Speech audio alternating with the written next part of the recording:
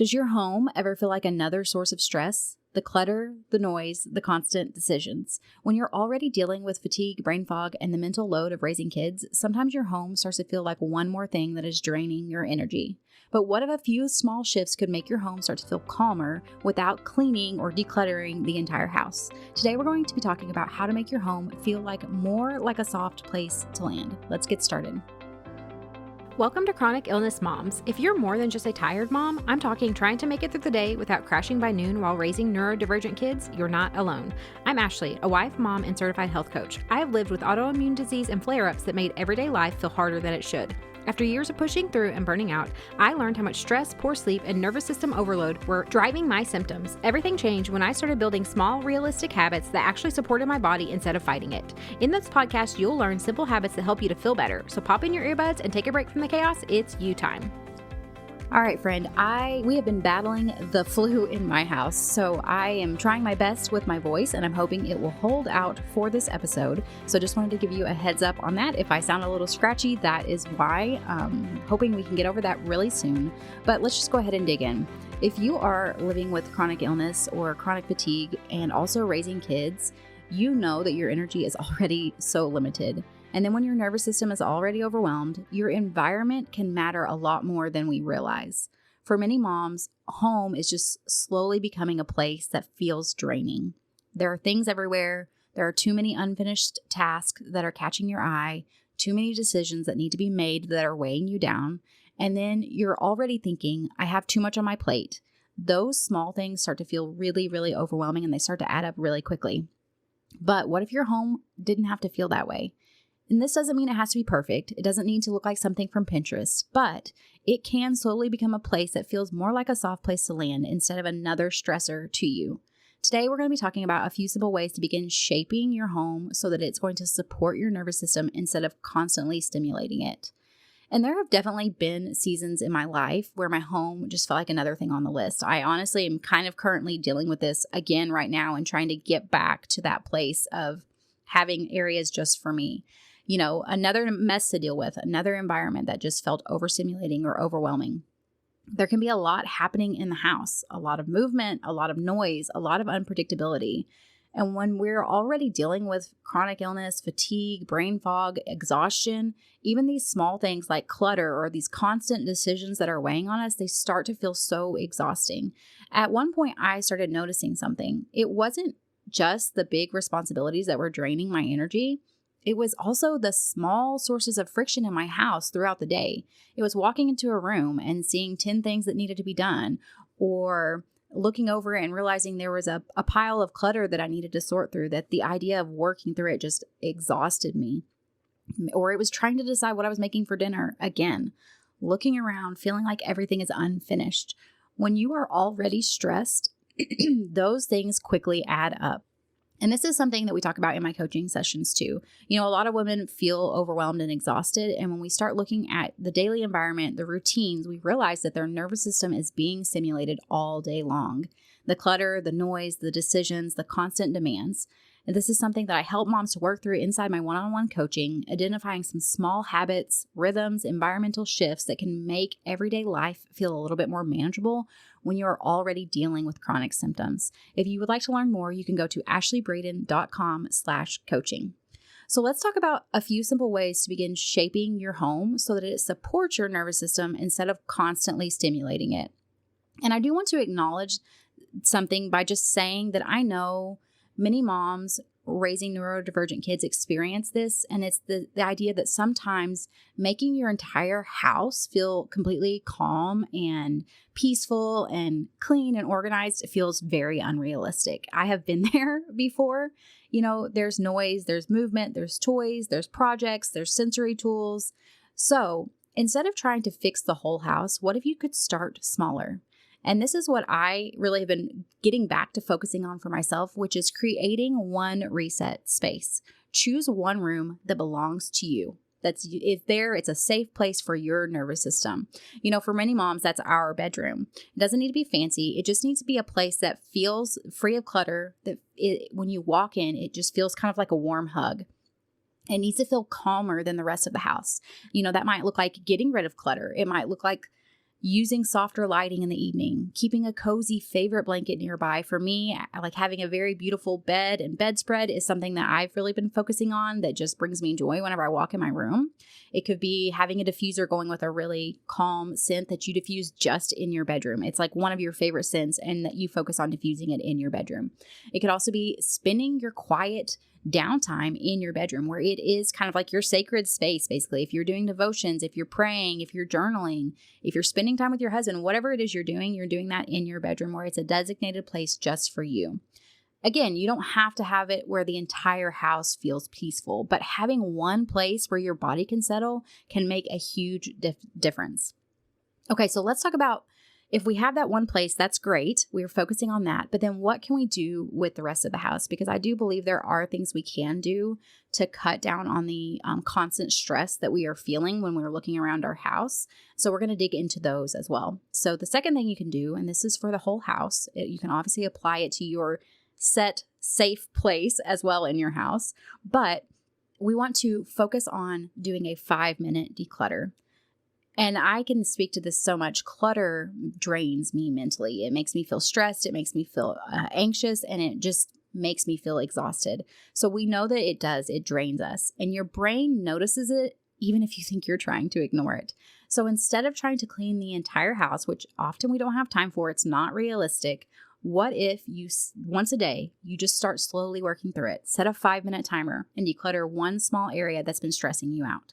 Maybe that's a kitchen counter. Maybe it's the bathroom sink. Maybe it's a pile of papers on the table or the corner where backpacks collect. 5 minutes does not fix the whole house, but it's going to remove one small source of friction from your day, and you're going to feel so much better when you look at that space and you realize you've made progress. And then it's going to motivate you to do it again the next day and just slowly start working your way through your house. And who doesn't have 5 minutes to spend decluttering? That's the thing. Setting such a realistic goal of 5 minutes makes it where it's so much more feasible for you to actually do this. Okay, the third thing you can do is to focus on reducing decision fatigue. And we've talked about this before. You know, as moms, we're making decisions all day long. What's for dinner? What should the kids wear? What needs to happen next? When you're dealing with brain fog and fatigue, those constant decisions can feel really, really draining. So one way to calm your home environment is to remove unnecessary decisions. And this can look like things like we've talked about before, keeping that short list of dinners, kind of automating your meals so that you know what you can pull from that list you have ready to go. It could be focusing on creating a very simple morning routine that everyone does every single morning. It could also be repeating that same bedtime routine each night. It can look like streamlining your kids' clothes so that you have, I like to do this with my kids, especially whenever I was still picking out their clothes for them for the day. I would buy matching outfits. And I would buy their clothes like basically in sets so that when I went and looked at their closet, I just knew this shirt goes with these shorts, or this shirt goes with these pants, and I could just quickly grab it. And I didn't have to try to figure out, okay, what's going to match with this? What's going to look well? I just knew what went together. I could just grab it quickly and I could just go. And so finding those areas where we can kind of ease that friction we feel in having to make decisions and finding ways to make those decisions easier can really, really be helpful in that. And again, this is not about creating rigid schedules. It's about figuring out how can we ease the amount of decisions we are having to make, but then also when we need to make a decision, what can we do to make deciding easier? Okay, the fourth thing is trying a simple evening routine. So this is something I have noticed.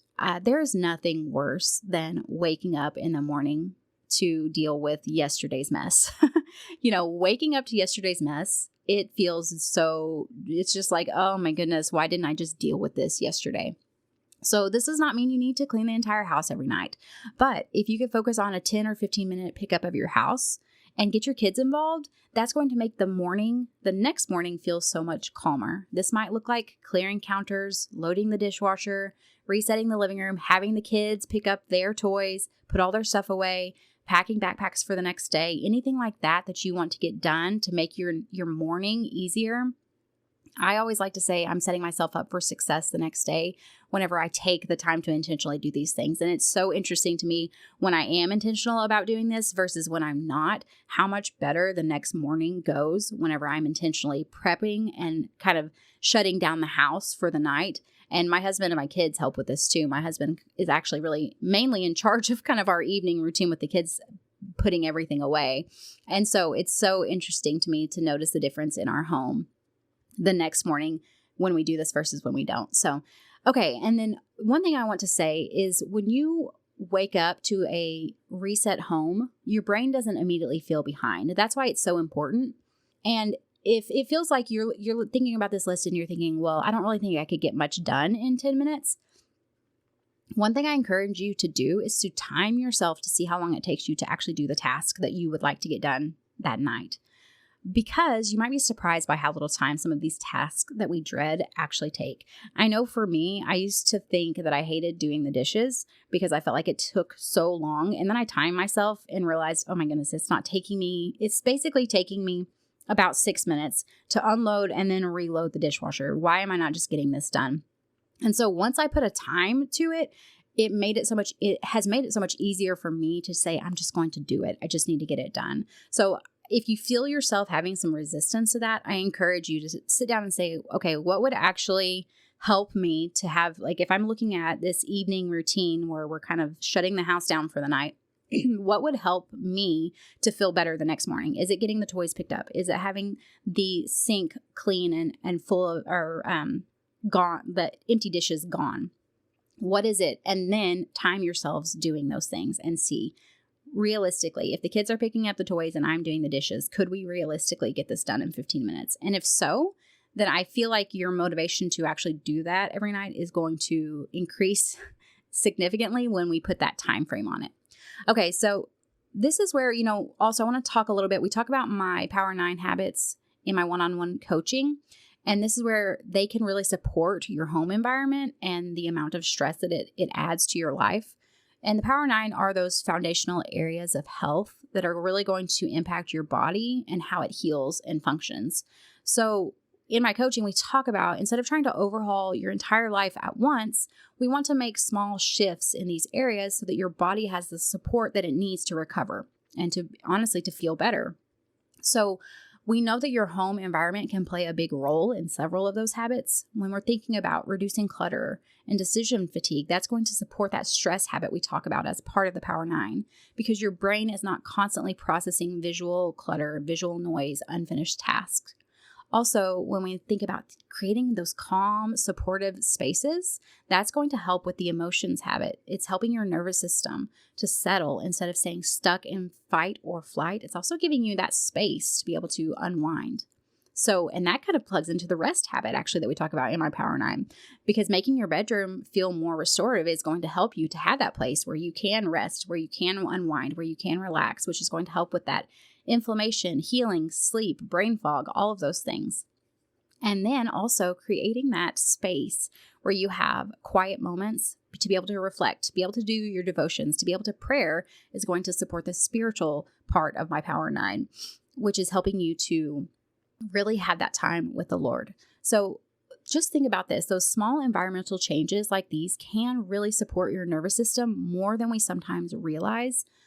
And also they can help us to move towards being able to decrease our stress, enjoy our home more, connect with our kids more, and have more joy in our house because we're not so overwhelmed by the environment all the time.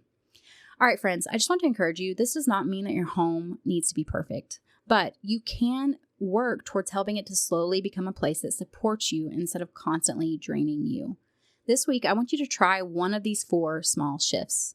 Maybe you're going to start working on creating a space, maybe it's your bedroom, where you're getting rid of the clutter and you are creating a space that you enjoy. You're putting in some low lighting, you are adding a nice cozy blanket, whatever it is that you know would work best for you, but you are making that space for you. Maybe you're setting a 5-minute declutter timer every day. Maybe you are starting that simple shutting down the house routine every single night before bed so that you're really giving yourself a gift the next morning by waking up to a clean house.